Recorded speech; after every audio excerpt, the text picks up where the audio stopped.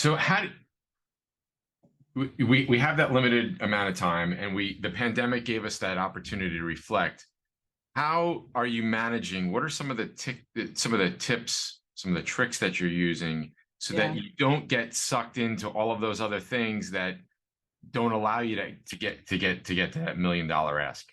Right. So a couple of things that I am pretty adamant about is I read this book, The One Thing, some years back. And it is not necessarily that the book had like earth-shattering ideas, but it's the discipline of it is really what I got from the book. So the idea that, do not disturb time is really do not disturb. Creating that white space on your calendar, time blocking is a tip that I often share with other CEOs, other leaders, period. It is okay to time block.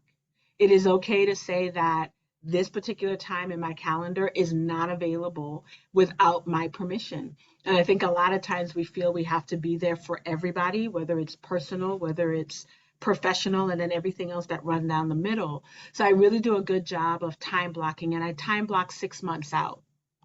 So I run through my kids' calendars, knowing what I need to do there, other commitments that I might have in community. I block those out as important. I have parents who are elder. I know when I have to travel, block those times out. So I do that 6 months at a time to give me some clarity in my schedule. The other thing I try to do, sometimes better than others, is really a very clear understanding of what I call the big dump list.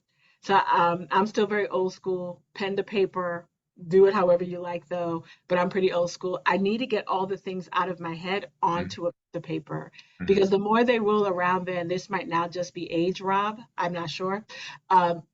But I'm just forgetting things, right?